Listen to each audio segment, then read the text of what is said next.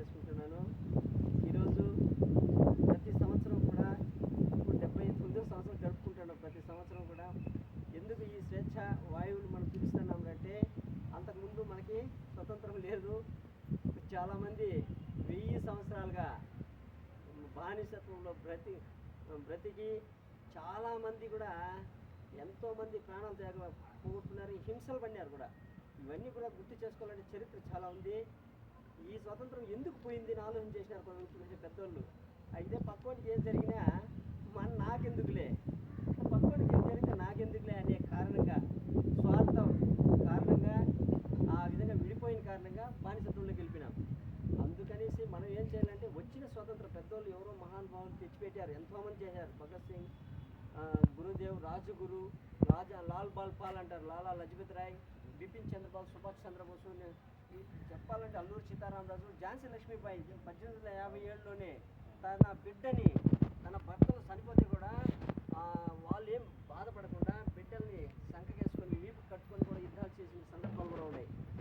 వాళ్ళు ఆ రకంగా ఎంతోమందిని కూడా ఎదుర్కొన్నారు. మన స్వతంత్రాన్ని ఎదుర్కొని చివరిగా మనకి 1947లో మనకు భారతదేశానికి స్వతంత్రం వచ్చింది. కాబట్టి ఆ స్వతంత్రాన్ని మన వారసత్వానికి, వీళ్ళకి తెలియదు ఏ సంవత్సరంలో వచ్చిందో తెలియదు, అట్లాంటి వాళ్ళకి మనము ఈ యొక్క మన భావాల్ని, మన స్వతంత్ర ఫలాల్ని ఈ రకంగా ఉన్నాము అనే విషయంగా చెప్పి మనం కలిసి ఉండాలి.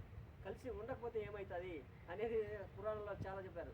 పరిచయాలు లేకపోతే ఏమవుతుంది అనేసి ఒక చిన్న సంఘటన చూడండి. పరిచయం లేకపోతే ఏమవుతుంది, శివుడికి వినాయకుడికి పరిచయం లేని కారణంగా యుద్ధం వచ్చింది. శివుడికి వినాయకుడికి తన తండ్రే కదా, శివుడు వినాయకుడికి తండ్రి ఎవరంటే వాళ్ళిద్దరికి తండ్రి పుత్రుల బంధం ఉంది. అయినా వాళ్ళకి పరిచయం లేని కారణంగా యుద్ధం వచ్చింది. ఆ రకంగా వినాయకుడు చనిపోయాడు, యుద్ధంలో చనిపోయాడు. ఆ కథ తెలిసిందే. మళ్ళీ తల తీసేస్తే ఏనుగు తల తెచ్చి నా కొడుకు నన్ను కాపాడండి అంటే పార్వతీదేవి వేడుకుంటే తెచ్చి ఏనుగు తలని పెట్టి వినాయకుని బతికించుకోవాల్సిన పరిస్థితి అట్లా వచ్చింది. అదేవిధంగా పాండవులకి కౌరవులకి అంటే చూడండి, కౌరవులు ఎవరున్నాడు, కర్ణుడు, పాండవులకి స్వయాన అన్న కర్ణుడు. వాళ్ళిద్దరికీ పరిచయం లేని కారణంగా యుద్ధం జరిగింది. చూడు, యుద్ధంలో చనిపోతే కూడా అన్నే అనేసి తెలియదు, తర్వాత తెలుసుకొని వీళ్ళు చాలా చింతిస్తారు. ఈ రకంగా పరిచయం లేకపోతే లవకుశులకి రామునికి చెప్పండి, రాముని బిడ్డలు లవకుశులు. ఈరోజు కుశపురం అనేసి ఒకటి ఉంది, ఆయన పరిపాలన చేసినాడు. రాముడు లవుడికి పరిచయాలు లేని కారణంగా యుద్ధం జరిగినాయి. ఈ యుద్ధాన్ని మళ్ళీ ఇంకా ఆ విధంగా వాళ్ళు సీతాదేవి నాయన మీవే తండ్రి అని చెప్పడం వల్ల ఆ యుద్ధాన్ని ముగించాల్సి వచ్చింది.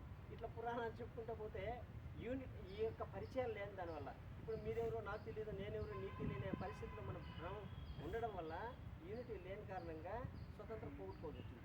రాబోయే తరం ఈ విధంగా ఆ రకంగా కాకుండా అందరూ కూడా కలిసిమెలిసిగా ఉండి మన దేశాన్ని చూడు. మోడీ ఏం చేశాడు,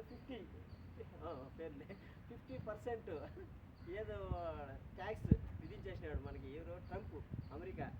ఈయనేం చేసినాడు, యుద్ధ విమానాలు కూడా మీ నుంచి మాకు రావాల్సిన యుద్ధ విమానాలు కూడా క్యాన్సిల్ చేసేసినాం ములాజ్ దగ్గర. అంటే స్వతంత్రంగా మన దేశాన్ని మనం ఏ రకంగా ఇంప్రూవ్మెంట్ చేసుకోవాలా అనే విధంగా ఒక స్వయం ప్రతిపత్తి సంపాదించడం కోసము ఆ రకంగా ఉండాలి. మనం ఎవరు చెప్తే వినేది కాకుండా మన దేశం, మన కుటుంబం ఎలా ఇంప్రూవ్మెంట్ చేసుకోవాలనే దాని మీద దృష్టి పెట్టాలని, అందరూ కూడా కలిసి మెలిసి ఉండాలని చెప్పి ఈ సందర్భంగా అందరికీ తెలియజేసుకుంటూ ఒక స్వతంత్ర సందర్భంగా ఒక దేశభక్తి పాట పాడాలని అనుకుంటాను.